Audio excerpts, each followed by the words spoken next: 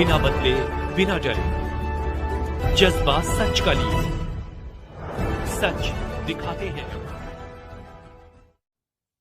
नमस्कार, मैं हूं रश्मि पांडे और आप देख रहे हैं R7 लाइव न्यूज। आइए नजर डालते हैं इस वक्त की बड़ी।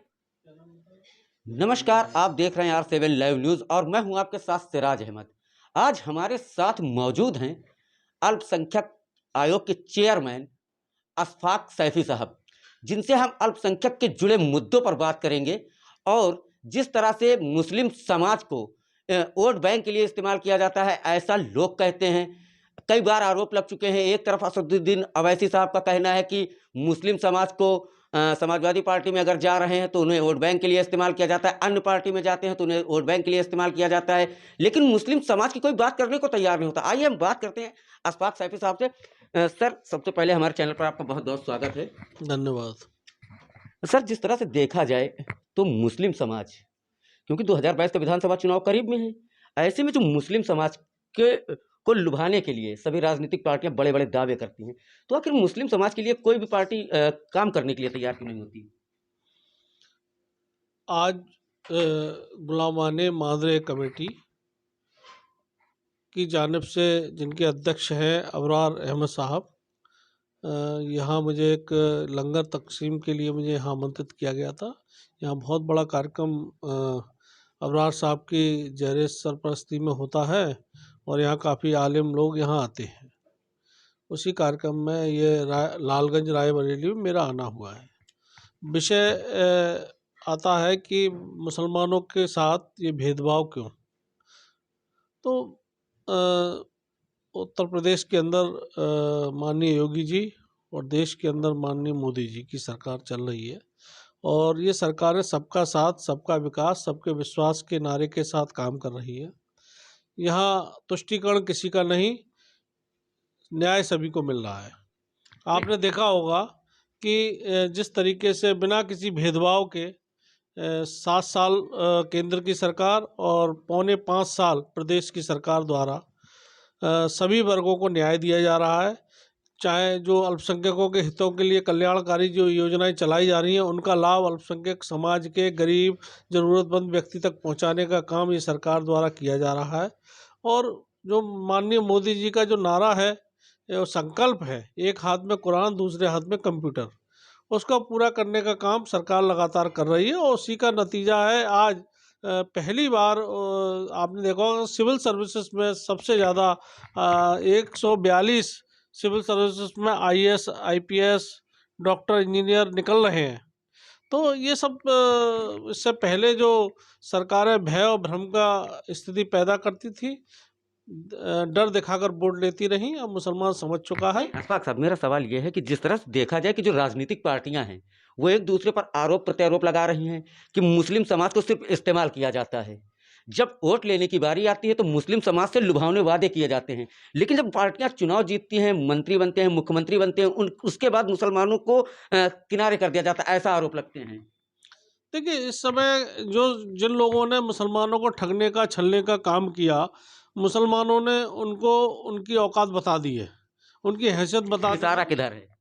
देखिए, अभी आपने देखा होगा कि 2017 के चुनावों में जिस स्थिति में समाजवादी पार्टी या बहुजन समाज पार्टी रही है, तो मुसलमान अब समझ चुका है उनके बहकावे में आने वाला नहीं है, कि केवल लुभाने वादों से काम नहीं चलने वाला। ग्राउंड लेवल पर उनके विकास की बात कौन कर रहा है, उनकी एजुकेशन पर काम कौन कर रहा है, उनकी चिकित्सा की चिंता कौन कर रहा है, माने ये सब मुद्दे हैं। उनकी जो गरीबी है, अशिक्षा है, उसको दूर करने का काम कौन कर रहा है। इन मुद्दों के साथ में लगातार भारतीय जनता पार्टी के, हमारे उत्तर प्रदेश के मुखिया आदरणीय योगी आदित्यनाथ जी काम कर रहे हैं और आप देख रहे होंगे कि बिना किसी भेदभाव के, चाहे प्रधानमंत्री आवास योजना हो, उज्ज्वला गैस योजना हो या मुफ्त राशन योजना हो, जो सभी को बिना किसी भेदभाव के दिया जा रहा है। अच्छा, समाजवादी तो कहती है कि उसने मुसलमानों के लिए काम किया है।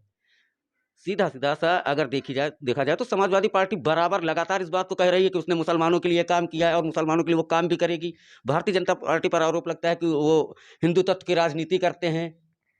देखिए, हमने क्या कहा, हमारी जो सरकारें हैं, वर्तमान में जो सरकारें चल रही हैं, वो बिना किसी भेदभाव के, बिना किसी उसके ये सबका साथ सबका विकास के साथ काम कर रही हैं और यहाँ सभी को न्याय मिल रहा है। सभी लोग यहाँ शिक्षा में लगातार, देखिए अभी तक जो सरकारें रहीं उन्होंने मुसलमानों के साथ क्या नाम है, जो सरकारें इससे पहले 60-65 साल सरकार कांग्रेस की केंद्र में रही है और उसके बावजूद भी मुसलमान आज यहाँ उन्हीं की सरकार में सच्चर कमेटी की रिपोर्ट आती है और उसमें कहा जाता है मुसलमान अशिक्षित है, गरीब है, बेरोजगार है। तो इसका दोषी कौन है, ये मुसलमान अब समझ चुका है।